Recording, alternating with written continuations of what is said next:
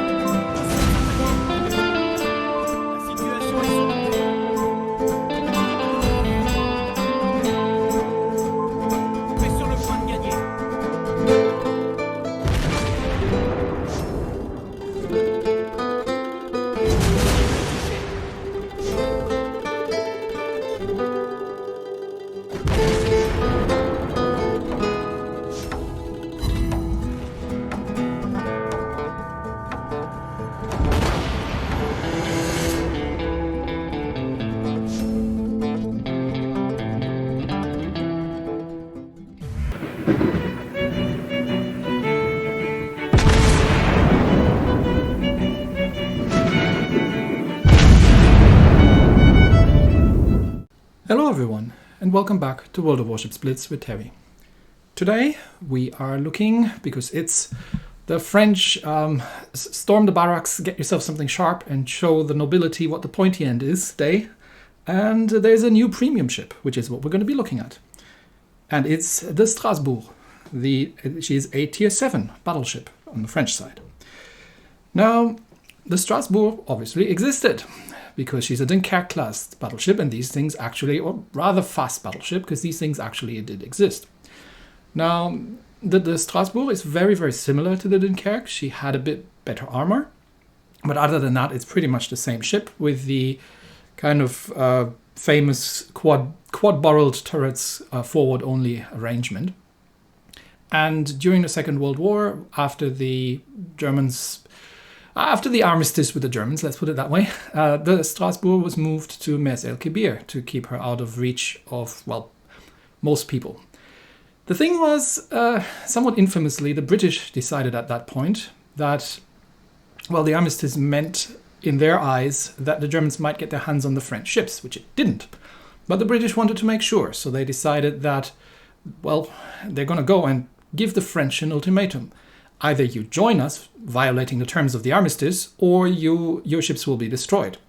The French, being already having their pride somewhat notched, were blatantly refusing both terms. So the British actually did attack the French, especially in Mers-el-Kébir, and the Strasbourg was there. Now, she was parked with the guns pointing inwards, which in retrospect was probably not a great idea. It would have been a good idea to park the ship the other way around. But given that she has no main battery on the rear, she couldn't actually return fire when the British were starting to attack.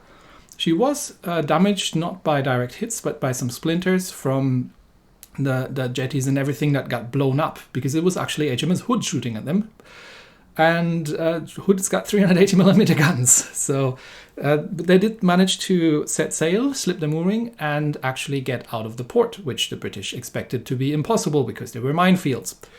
But the Strasbourg and her entourage made it out, and in the end managed to escape from the port. Now, the British at that point decided that they were going to give chase and send Hood herself, the Ark Royal, and a bunch of destroyers and light cruisers possibly after her to chase her down. The thing is, the Strasbourg is quick.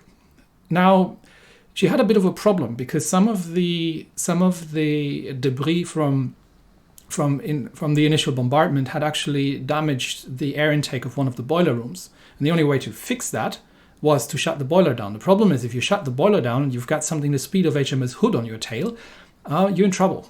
So they left that going, and the engineers in the room, actually 5 of them died from smoke and from these problems in the boiler room, but they held on and they managed to get Strasbourg out of there. And then once they had dodged 2 air attacks from Ark Royal, they actually managed to then shut down the boiler room after night had fallen, retrieve the dead engineers, and actually get the air intake fixed. But she did receive somewhat of a heroic welcome back in France when she made her way back there. So let's leave it at that note, because the rest of her history is less than glorious. But definitely, engineers are not somebody you necessarily often hear being mentioned in these kind of things. And just, you know, if you read into the details on the battles, it's not always just the commanders. It's the people on the ground who keep these things running. If you read some of Hornfischer's books, and he goes into details about the feats that especially destroyer crew were able to keep their ships going and keep their ships together, and cruiser crews, it was pretty amazing. So these people definitely deserve some recognition for that. Anyway, let's get back to game. What do we have? A Dunkerque at tier 7. So your first thought is like, wait. Seriously. I mean, the Dunkerque is like a pocket Richelieu, but I like the Dunkerque. But I understand that a lot of people don't really. And she is arguably not the best tier 6 battleship out there. So now we're putting it at tier 7 then. Okay, let's go into some comparisons. The first and very obvious one is with the Dunkerque herself, so Strasbourg and Dunkerque. Now, like I mentioned, Strasbourg had a little bit better armor, but this is not quite reflected here in the armor by the survivability tab. I don't know if it's actually modeled. It might be, but I think she's somewhere between. She's definitely better than Dunkerque, but she's somewhere around similar to what Lyon had as well at tier 7. She is ever so slightly faster, more maneuverable, but it really isn't much. It's just really a small nudge, so I don't think it makes a big difference in practice. The guns technically are the same guns. These on the Strasbourg, they're noted as Saint-Chamond model 1932. So don't expect me to pronounce that in French. 420s and 15. Saint-Chamond was an arms manufacturing site. It's a city or town in France, I think, and it was an arms manufacturing site. So it's entirely possible, but I haven't found any references of them actually being anywhere different or how these naval guns were done there. But they are slightly different in that, not in caliber, but in that they do reload a second faster, and they have just a small amount better range. Other than that, it's the same story. These are 330mm guns, which almost puts her like in, you'd say like in battlecruiser territory at tier 7. The secondaries are numerous, mostly rearward oriented, and exactly the same as you find on the Dunkerque, and I believe also on the Lyon. The AA is actually worse than on the Dunkerque, which is a bit of a shame because the Strasbourg actually got her AA upgraded later in the war. Not much good it did her, and she actually did manage to shoot a bunch of British planes down. Well, if I say a bunch, I think it was about 2 or so, but still, they did shoot some British planes down when the Ark Royal was chasing her and trying to sink her. And the concealment is ever so slightly better than on the Dunkerque. The biggest difference between the two ships is the ship skill. And this is kind of where it gets interesting. So it's that one little notch, right? The Dunkerque the Dunkerque class of ships generally, has a dreadful dispersion. And that is historically accurate because the French had huge amounts of problems getting these 4 gun barrels to not interrupt each other and get each other off, because they get each other off track. Because, if you've got them all in the same casing, more or less, and they were subdivided in the middle, such that if you took one set out, you still had 2 to go with, but still, they did interrupt each other quite a little bit. So the Dunkerque has the precise aiming skill, which does help a little bit. It's a precise aim 1, so it's not a huge difference. The Strasbourg has dropped that, but she gets a rapid reload 3 in return. Rapid reload 3 at tier 7 is probably somewhat rare. I'd have to check if anybody has that. It decreases the reload by 50%. So effectively, for 15 seconds, you get a 10-second reload on these 330s. That is pretty radical. So she has... This is a burst damage ship. All right, let's compare her quickly to the Lion, to the tech tree ship. And we will find that the Lion has slightly less torpedo protection, otherwise it's pretty much the same story. The Lion obviously has 340mm guns, but she's got 16 of them. Now the obvious problem with the Lion is that she can't hit the broadside of the barn from the inside with these 16 guns. You can shoot at it. I've shot at an Atlanta at point blank range and got 4 hits in. These things, the safest place from the Lion's guns is right in front of them, because that's where they don't hit. Other than that, the secondaries are completely identical. Actually, the Lion gets actually more secondaries. Yeah, she does get more secondaries than the Strasbourg. And the Lion has the better AA. So, what do we make of this then? Is this a terrible ship? No. And, I mean, it's not a great ship. I'm not going to put that out right here, because if you take the Dunkerque, which isn't a super powerful ship at tier 6, and put her at tier 7 with minimal changes, the one saving grace that this ship has is the ship skill. So let's have a very quick look at the equipment loadout before we get into more detail. The same with the Dunkerque. The problem here is you can't get the main battery precision mod, which would have been actually really nice. So instead, I'm running her on secondary reload. And while I'm doing that, we'll get to in a minute. You probably don't want to use the main battery mod 2, as tempting as it is, because this thing only has 2 turrets. And unlike in reality, if you lose one, if one of them gets hit, it's out. Not just half of it. You don't want the propulsion mod and the steering, because this is a fast battleship / battlecruiser playstyle thing. It doesn't have much armor, and it needs to get close in order to do damage. This is a brawler. As weird as it sounds, but at tier 7 this kind of thing works, right? Whereas if you remember the Aegir problems I've had, where you have to be lucky that the enemy team potatoes at tier 9 and 10 games. In tier 7 you get into tier 6 games or tier 8 games, but you do have a bit of a better chance of actually having the enemy team giving you opportunities to do some serious damage. When it comes to the commander, I actually have put a level 10 commander in, which is slightly unusual, but I did want to try the master reloader skill. I can't remember if I've recorded the battles with this or with just level 7, but it's the important one is at level 5. You definitely want the additional rapid reload, because you have 2 of them and you want 3. You absolutely totally want 3. And I would actually recommend the Close Quarters Combat Expert as well, because if you are playing the ship at close range, the secondaries, both with this, which gives us better dispersion, and with the secondary reload module, are actually reasonably effective. So for a very quick look at the secondaries again, these are 130mm secondaries, like you would find probably on destroyers, and they got a 6.3 second reload.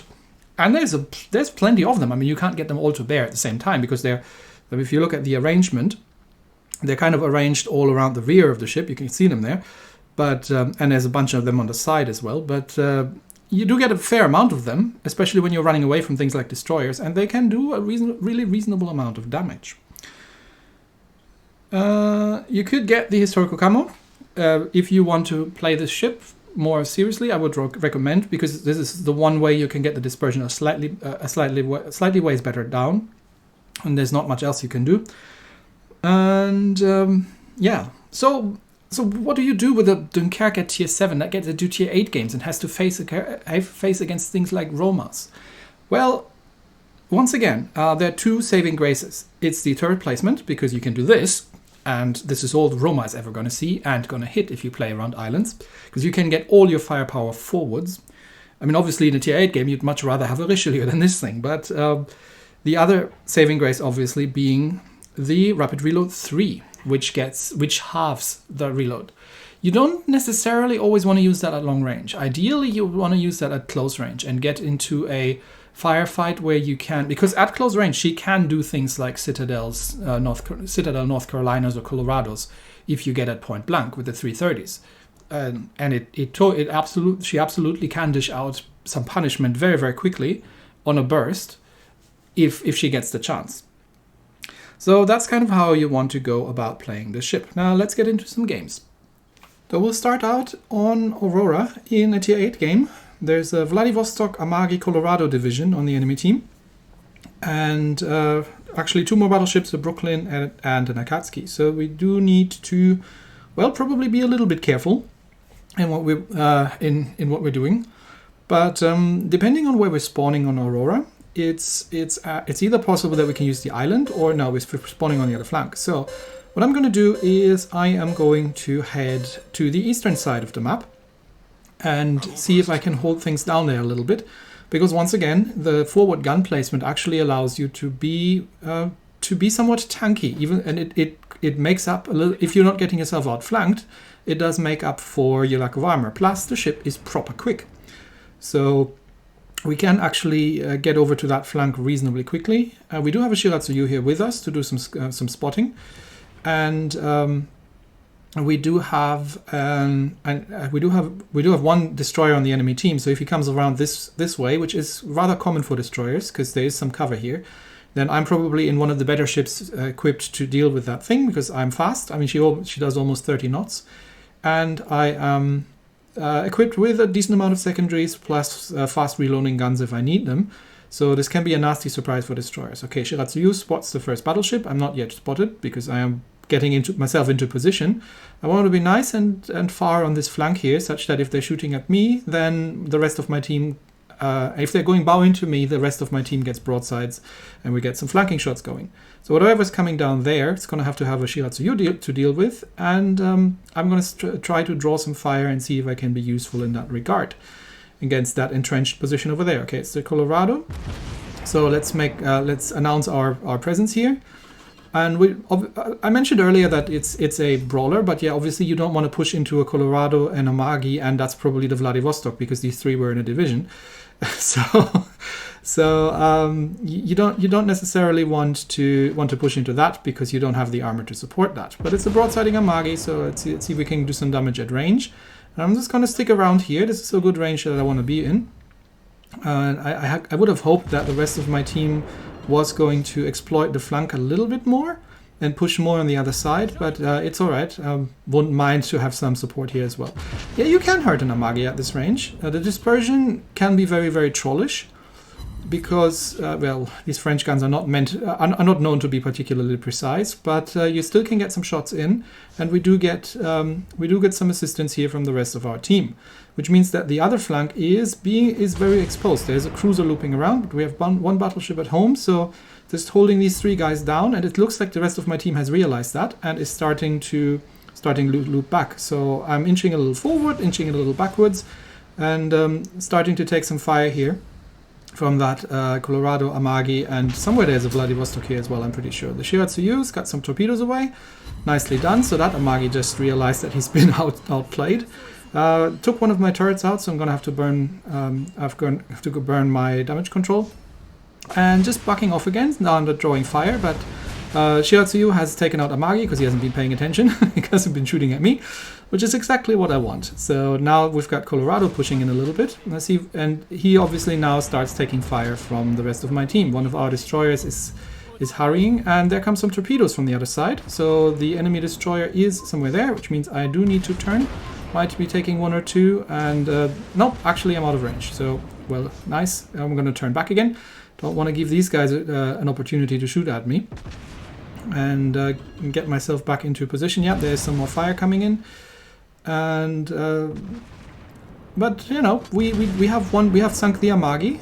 and we are holding the position pretty well. There are 2 battleships in the cap. 1 destroyer is harassing at the enemy cap, and we are chunking down that Colorado pretty nicely. Colorado, while it's extremely tanky, has a very weak deck armor. So if, even with the 330s, you can actually hurt a Colorado at distance probably easier than at a somewhat closer range. Yeah, there's the enemy Akatsuki, so he might have troops away. Let's just reduce the speed. No, he's been torping our cruiser over there. Okay, so that's fine. He's just doing harassment, but I think we've worn down Colorado to the point that this flank is about to collapse, and they haven't really managed to push the other direction. So we're still tanking, but Colorado is also not the most precise, so he's probably getting 1 or 2 shots into me at range, and I am closing in because Colorado is almost dead. I think we can kill him with this salvo. Vladivostok is chasing the Shiratsuyu, which has been doing harassment. That's the Colorado down, and that gives us flanking shots into that Nagato there, who's finally making a move after being chased out the cap by our other destroyer. So now there are 2 battleships down. Gotta watch out with the Akatsuki, but I can run away from that thing if I need to and get some flanking shots into the Nagato. We are being capped, but there are 2 battleships back there who can deal with this, so I'm kind of okay. Lots of bounces there. Sometimes with the harder targets, you do have to switch over to the high explosive and try to set fires. But if you're shooting at something like a Kansas or a Bismarck, you definitely want to use the HE, because the 12% fire chance isn't actually bad.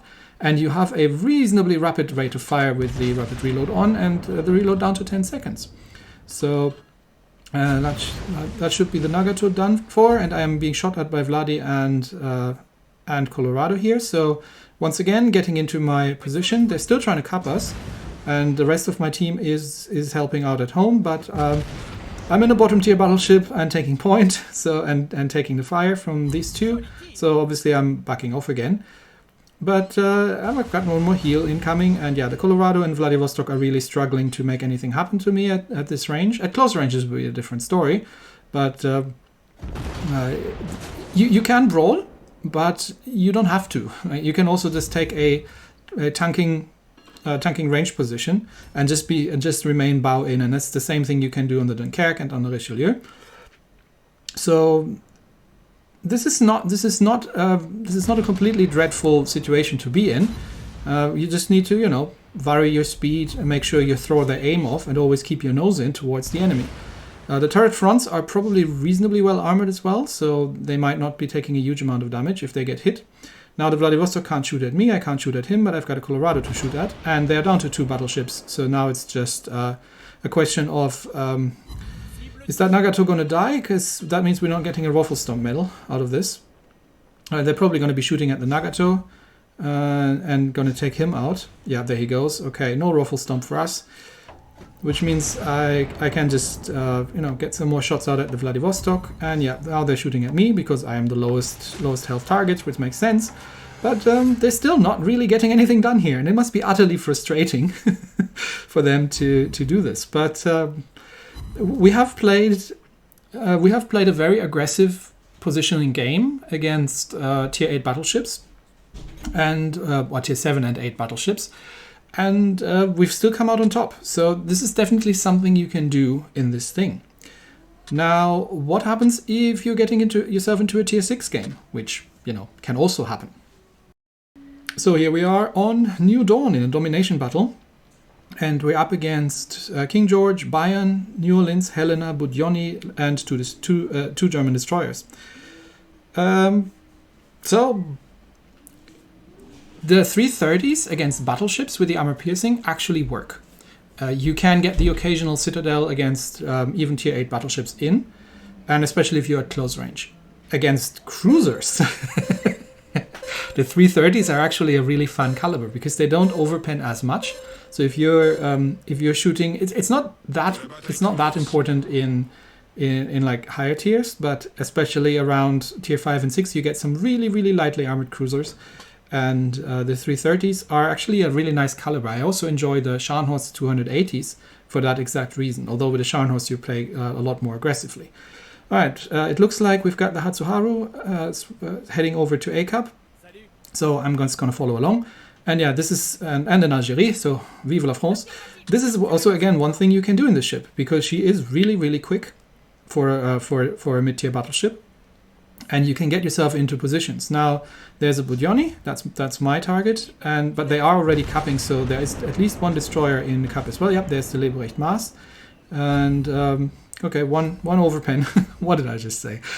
We've also got a New Orleans up here, so it looks like the Hatsuharu is kind of not enjoying this. He's been way too aggressive, I think. And the Algerie looks like, no, he doesn't want to have anything to do with that either. So there's Leberecht Maas coming around this side. So let's give him the good news. Hello, secondary built French battleship coming in. And I have to slow down a little bit, but I have a lot of cruisers to shoot up here. So let's begin, shall we? So we're up against 2 cruisers, and there comes the Enschede to join the fray as well. So we're up against 4 out of 4 of the enemy team, with a little bit of backup from the Algerie. The thing is, I'm not afraid of these cruisers at all. The destroyers, on the other hand, I do have to pay attention to. So the Enschede is pushing, which means I'm going to have to back off and got the high explosive loaded, and now introduce him to my secondaries. And the Algerie is helping out from the rear, which is the exact right thing to do in an Algerie. So at this point is he turning away? Yeah, he's turning away, so he's dropped torps, so I'm turning left. And we'll just get some shots out at him. And dodge these torps. There comes the other Enschede, so put her full ahead, because he's probably going to torp me. And introduce him to my secondaries. Hello. Yeah, that hurts. And he's been set on fire. So can we get a salvo? Can we get one salvo off? He's turning. Let's get one salvo in case he's going straight, and then back to the armor piercing and back into the capture circle, because we've only got cruisers up here. I don't know where that other Enschede went. There's still both destroyers around, so I do have to be a little bit careful. But yeah, the Helena is definitely not wanting to be here. Oh, sorry, it was the Leberecht Maas, not the Gede. Okay, Helena, hello. Yeah. Once again, I can't push out and kill that. I outright brawl that Helena because of torps, but can still hurt him. And the New Orleans is still around, and that Leberecht Maas is still around. So once again, I'm up against 4 enemy ships here, but we do have some cruiser support at the side there. And yeah, the New Orleans doesn't want to stick there either. No Budyoni, I don't want to be on fire, thank you. Okay, the Dallas is dead. But that destroyer is there, so I'm careful with pushing out. Otherwise, I would have really liked to punish that Helena there. Okay, destroyer is dead. Helena is running. There might be torpedoes in the water, unsure. So just being careful here. No, doesn't look like. Okay, let's go. What do we got? New Orleans and Budyoni. All right, full ahead. We've got one heel coming in, and these 2 are not going to have a great amount of fun. Okay, let's start with the Budyoni, because he is on lower health. Now Budyoni obviously has torpedoes, so we do need to watch out for those. But, oh, he survives on a little bit of health. Okay, that's fine. I've got one permafire going. I can live with that. Couple of secondary shots into that thing. Dodge the torpedoes from the Budyoni. There they come. So I might be taking 1, maybe? Yeah, took 1 torpedo. Now he's going to outturn my main guns, but that's okay. I've got enough secondaries to deal with this guy, and they're all situated around the rear. So you're not going to have much fun here, buddy. And getting killed. Which leaves, there's a King George and there's the New Orleans left. So we do want to damage con that fire. And now the New Orleans has run out of friends. So, oops. And you are now, let me introduce you to my little friend. And at this range, the 330s are, very fun. Very fun guns. Especially with the rapid reload on and down to a 10-second reload. So New Orleans is wisely backing off. But he's also the last ship alive, so it's being shot at by everybody right now. So now we're just really unloading our shots into that thing and trying to get into secondary range. But yeah, this is what I meant with the Strasbourg being a brawler. It's a situational brawler. You can absolutely take on enemy ships if you are coming into a situation where, you can't really be hurt by things. You don't necessarily want to brawl battleships, but everything else she's actually pretty good at dealing with. Also destroyers, because she is fast enough to outrun them. And once again, the frontal positioning of the guns and the rapid reloads are pretty much the saving grace of this ship. So Is it a great tier 7? No, probably not. I would probably still rather play a Hood or a Scharnhorst at tier 7, but it's not a bad ship either. And if you enjoy the Richelieu and if you enjoy the Dunkerque, then this might be an alternative for you. So it's not a pure Dunkerque at tier 7. She does have some aces up her sleeve. Anyway, that's it for today. Thanks everybody, and I'll see you next time. Bye.